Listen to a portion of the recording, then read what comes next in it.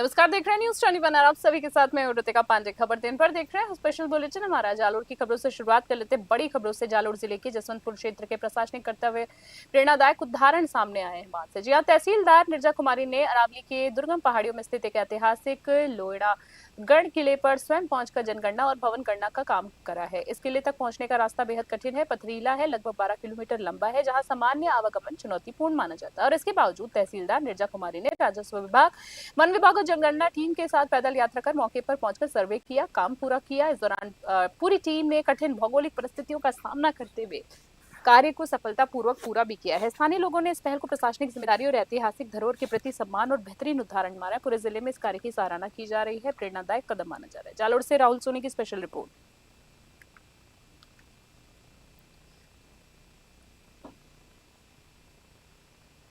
अगली खबर की बात करेंगे आहोर से। देख रहे हैं जहां जिले के आहोर उपखंड मुख्यालय पर कांग्रेस पार्टी ने भाजपा सरकार के खिलाफ जोरदार विरोध प्रदर्शन किया।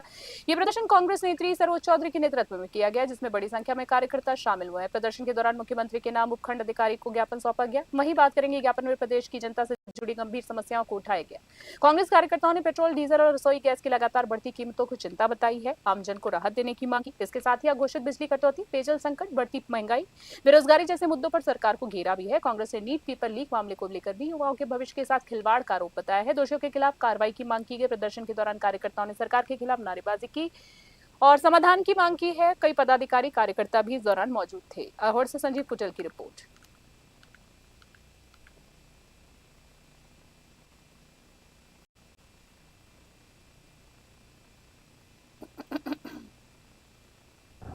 आज प्रदेश कांग्रेस कमेटी के निर्देशानुसार देश में पेट्रोल, डीजल और रसोई गैस की जो कीमतें बढ़ रही है उसको लेकर, नीट पेपर लीक को लेकर, महंगाई और बेरोजगारी को लेकर, बिजली कटौती और जल आपूर्ति सहित विभिन्न प्रकार की समस्याओं को लेकर हमने यहाँ पर वोल्टेज की भी समस्या है। हमने बजरी माफियाओं का जो खनन है वो और अतिक्रमण संबंधित कई प्रकार की समस्याएं हैं जो यहाँ पर स्थानीय समस्याएं, उनको लेकर हमने ज्ञापन दिया है।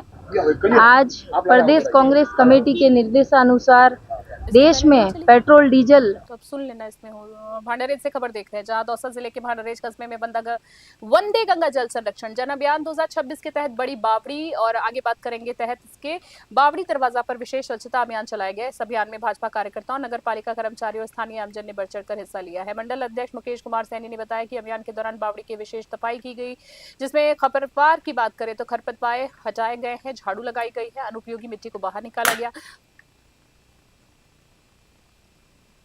सफाई कार्य के बाद बावड़ी स्वरूप और अधिक स्वच्छ और आकर्षक दिखाई देने लगे। इस अवसर पर मंडल महामंत्री राकेश महंत, उपाध्यक्ष पूरण व्यास, राजेंद्र बैरवा सहित कई पदाधिकारी और दर्जन महिलाएं, युवा मौजूद थे। स्थानीय लोगों ने इस पहल की सराहना करते हुए इसे जल संरक्षण और ऐतिहासिक धरोहर के संरक्षण की दिशा में महत्वपूर्ण कदम बताया है। अभियान का उद्देश्य आमजन में स्वच्छता और जल संरक्षण के प्रति जागरूकता बढ़ाना रहा है। भांडारेज से अश्विनी जांगीर की स्पेशल रिपोर्ट।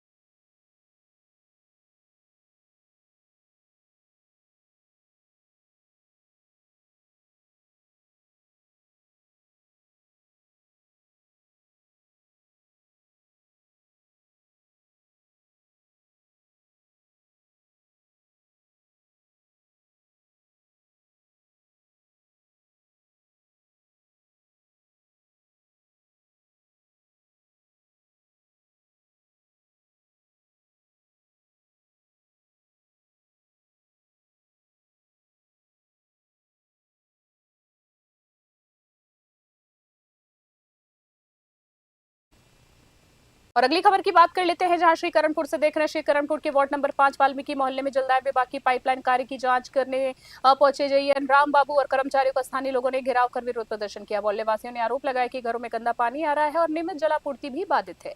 लोगों ने मौके पर अधिकारियों से खरी खोटी उनको सुनाई और सुनाते हुए तुरंत समाधान की मांग की। स्थिति को देखते हुए अधिकारियों ने जल समस्या का समाधान करने का आश्वासन दिया। कांग्रेस नेता हरजीत सिंह ने भी मौके पर पहुंचकर लोगों को समर्थन किया और विभाग को शीघ्र कार्रवाई करने के निर्देश जारी किए हैं। श्रीकरणपुर से अमित धवन की विशेष रिपोर्ट।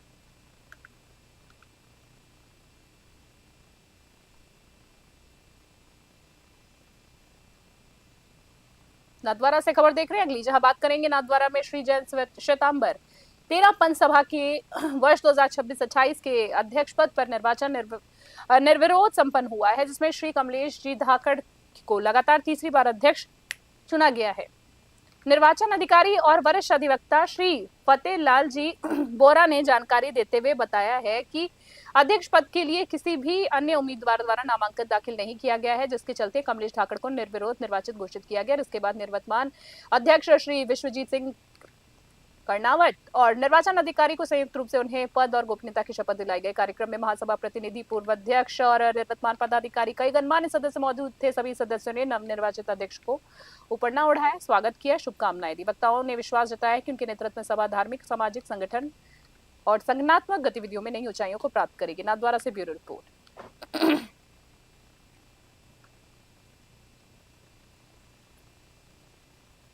बाड़ी से खबर देख रहे हैं। देश में बढ़ती महंगाई, पेट्रोल डीजल से लगातार बढ़ते दाम और नीट पेपर लीक प्रकरण को लेकर ब्लॉक कांग्रेस कार्यकर्ताओं ने उपखंड अधिकारी कार्यालय पर केंद्र सरकार के खिलाफ जोरदार विरोध प्रदर्शन किया है। ब्लॉक कांग्रेस अध्यक्ष रविंद्र मीणा के नेतृत्व में कार्यकर्ताओं ने केंद्र सरकार की नीतियों को जनविरोधी बताते हुए नाराजगी जताई। प्रदर्शन के बाद कांग्रेस प्रतिनिधिमंडल ने राष्ट्रपति के नाम उपखंड अधिकारी को ज्ञापन सौंपा। ज्ञापन में आरोप लगाया गया है कि गलत नीतियों के कारण आम जनता महंगाई का मार झेल रही है और युवाओं का भविष्य प्रभावित हो रहा है। इस मौके पर रविंद्र मीणा ने कहा है कि सरकार की नाकामी के कारण बेरोजगारी और शिक्षा व्यवस्था पर गंभीर सवाल खड़े हो रहे हैं। बाड़ी से आशीष शर्मा की रिपोर्ट।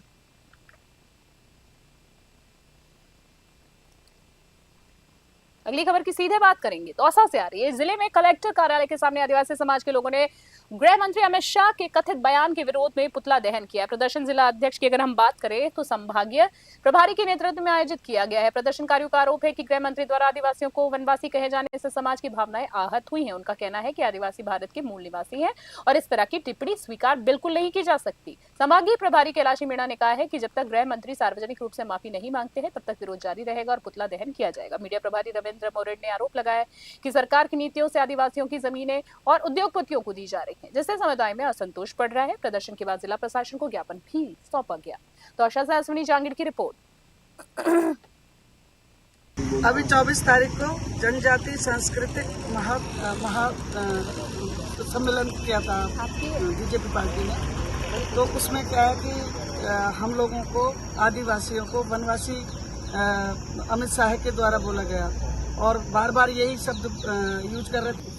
आज हमने आदिवासी कांग्रेस के संभागीय प्रभारी जी कैलाशी जी और हमारे सभी पदाधिकारीगण द्वारा अमित शाह जी का पुतला फूंका है, क्योंकि जब भी आरएसएस की या कोई बीजेपी की मीटिंग होती है तो हमको ये वनवासी कह के बुलाते हैं। एक्चुअली हमारा जो आदिवासी है तो उनको ये वनवासी के रूप में अपनाना चाहते हैं, क्योंकि मूल रूप से हम आदिवासी हैं और हम वनवासी नहीं है। तो हम तो अमित शाह जी से ये कहते हैं क्योंकि हमको डाइवर्ट नहीं किया जाए, हमारे अधिकारों का आनंद नहीं किया जाए, वनवासी बोल के हमारे अधिकारों पर हमला हो रहा है। इसीलिए आज हमने इनका पुतला दहन फूंका है और आगे भी हम ऐसी कार्रवाई करते रहेंगे और हम उनका विरोध दर्ज करवाते रहेंगे।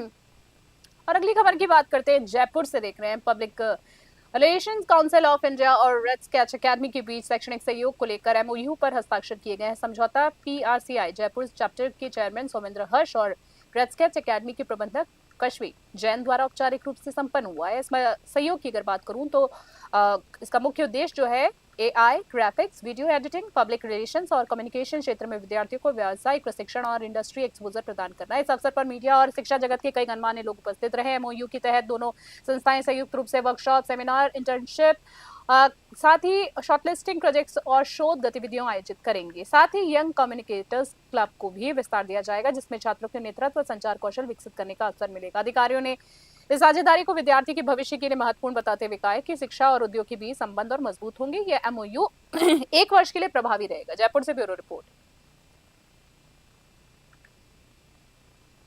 करौली से खबर देख लीजिए, जहां करौली के शिव कॉलोनी स्थित झील का हार में आयोजित 9 दिवसीय श्रीराम कथा एवं 21 कुंडीय महायज्ञ का समापन विशाल महाप्रसादी के साथ श्रद्धा उत्साह के साथ मनाया गया है।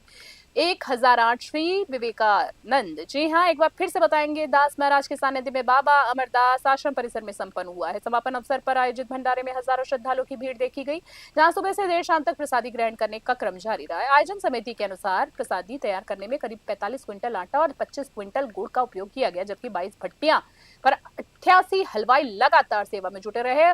कद्दू की सब्जी विशेष रूप से बनाई गई। इस धार्मिक आयोजन में 21 कुंडीय महायज्ञ, श्री राम कथा और रासलीला मंचन, जी हाँ, रासलीला मंचन जैसे कार्यक्रम श्रद्धालु को भाव विभोर कर उठे। साथ ही प्रतिमा प्राण प्रतिष्ठा भी विधि विधान से संपन्न हुई। समापन पर श्रद्धालुओं ने धर्म और संस्कृति के संरक्षण का संकल्प लिया और भक्ति भाव के साथ आयोजन संपन्न हुआ। करौली से राधा रमन सारस्वत की रिपोर्ट।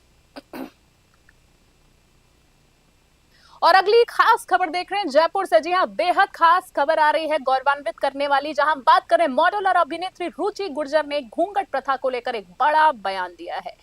मीडिया से बातचीत में उन्होंने कहा है कि पर्दा प्रथा या घूंघट मुगलों के समय से शुरू हुआ और इससे पहले यह भारतीय संस्कृति का हिस्सा नहीं था। उन्होंने कहा कि देवी देवताओं की परंपराओं में भी घूंघट का कोई उल्लेख नहीं मिलता है। रुचि गुर्जर ने बताया कि उन्होंने अपने परिवार में भी बदलाव की शुरुआत की है। उन्होंने कहा है कि उनकी भाभी और मां वर्षों से घूंघट में रहती थी, लेकिन उन्होंने दोनों का घूंघट हटवाया, उन्हें स्वतंत्र रूप से जीवन जीने के लिए प्रेरित किया। कांस फिल्म फेस्टिवल 2026 में पारंपरिक परिधान और घूंघट के साथ रेड कारपेट पर पहुंचकर उन्होंने चर्चा बटोरी, गौरवान्वित किया राजस्थान को। राजस्थान की अगर हम बात करें, बाद में जयपुर में उन्होंने स्पष्ट किया है कि उनका उद्देश्य किसी संस्कृति का अपमान करना बिल्कुल नहीं है, बल्कि महिलाओं को उनकी पसंद और स्वतंत्रता का अधिकार दिलाना है। उन्होंने सोशल मीडिया के विवादों और अपने अनुभव पर भी खुलकर चर्चा की, बात की। जयपुर से ब्यूरो रिपोर्ट देख रहे थे आप।